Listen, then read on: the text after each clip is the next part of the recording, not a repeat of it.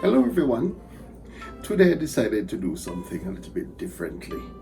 Um, have you ever been in a situation where persons tell you the impact that you have on them?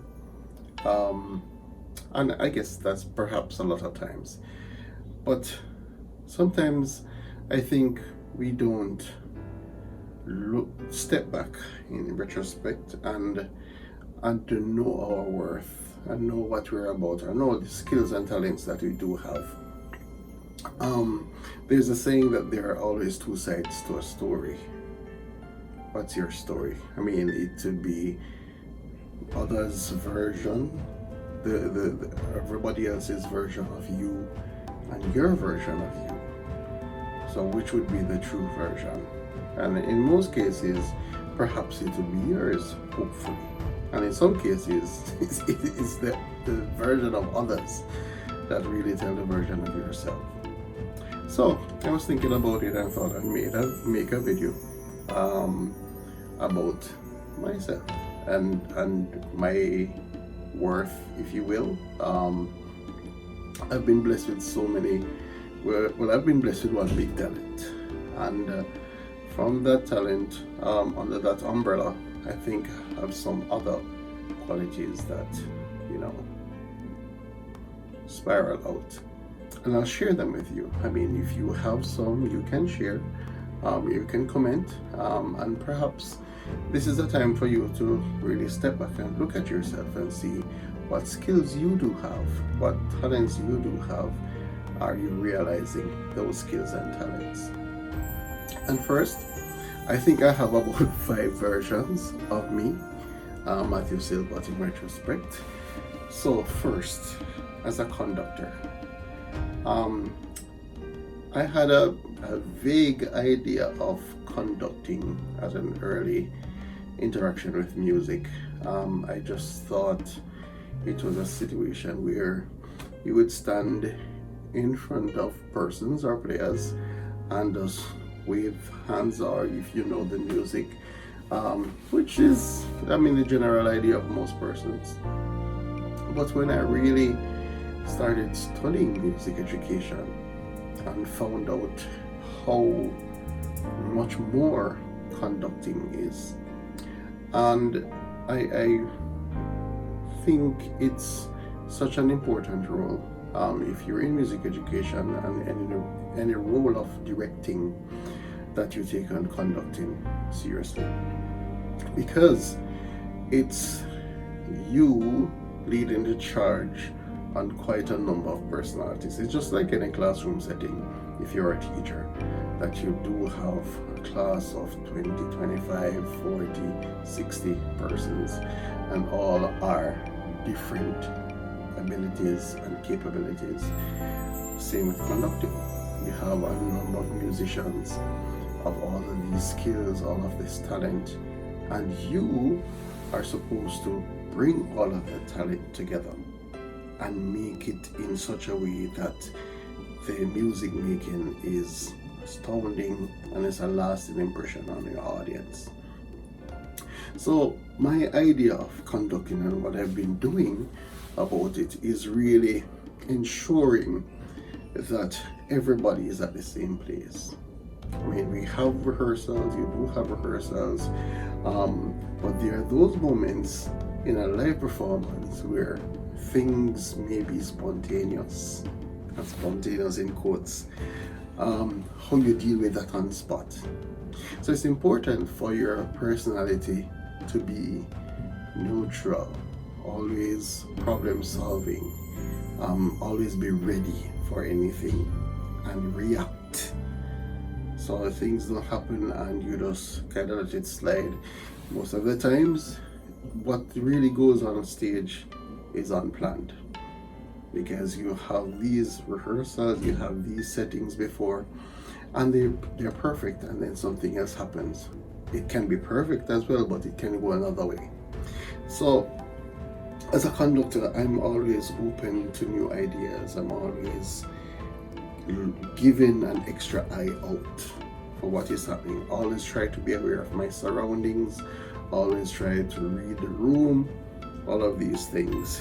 Most of the times, your back is to the audience, so your ultimate interaction is between you and your singers or your players. In my case, I deal with singers.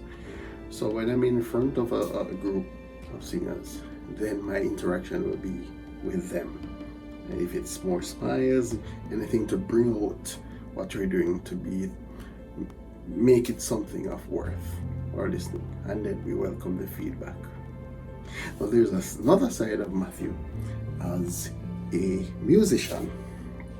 A musician is probably loose, but I mean, anybody is, whatever you're doing in music, I believe, and if you're conducting, if you're a singer, if you're an instrumentalist, if you're a composer, if you are,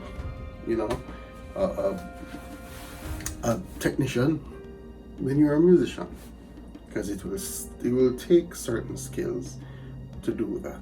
And you'd have to know some fundamental principles, theories, pedagogies, in order to be a musician or qualify as a musician. But myself as a musician, I always try to listen what's happening around, and I will zone in more, being a keyboard player. That sometimes, I'm of simple things on the keyboard. This will differ, but what I term as simple is just really using what I've garnered over the years in theory and put them into practice. Of course, there's spontaneous moments as well that you will want to explore or impacting the mood, but being able to learn from others, share with others, and operate in a space with others, I think that is a key thing that I've been doing over the years. And I don't practice as much, which I should, but my job dictates otherwise.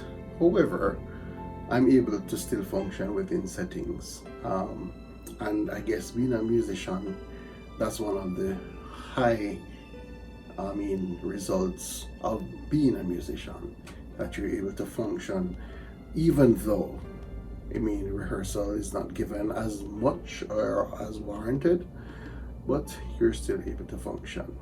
So I think I'm pretty okay as a musician. And then there's another side of being an educator. No, I label myself as a music educator. Why? Because I love sharing. I love to assist where I can, and to see persons really getting content or principles, whatever it is, for music.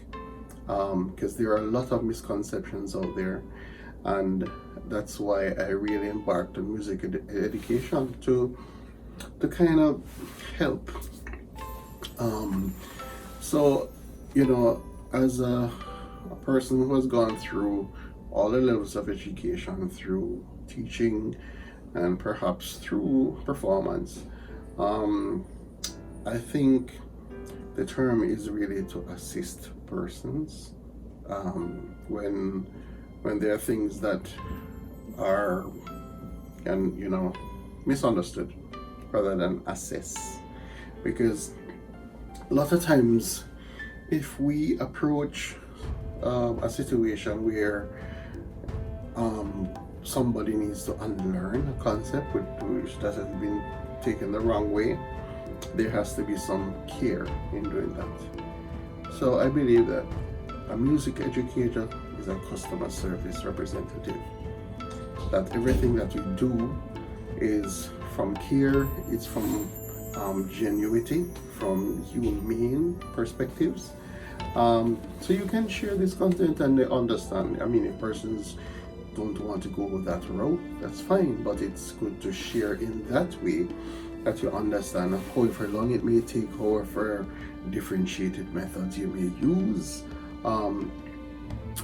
still has to be some care, because I do believe once you're in contact with music, then there is supposed to be this aura around you of warmth, of genuinity, of honest, you know. So that's it. I don't get angry. I'm not an angry musician.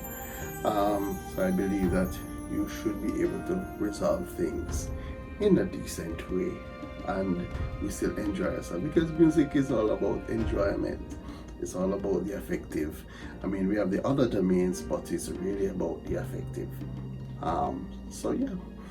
And as an artist, now this perhaps may walk hand in hand with a musician, but being an artist, I believe there's some worth in you being able to create something, or be able to put something on stage and own.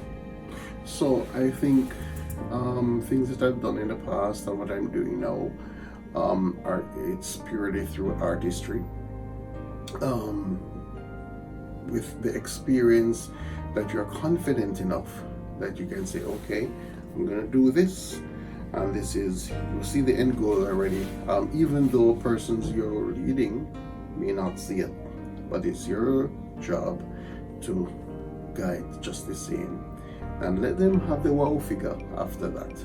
And we're going to believe in your product, and so I do believe in my art and my work as an artist to share.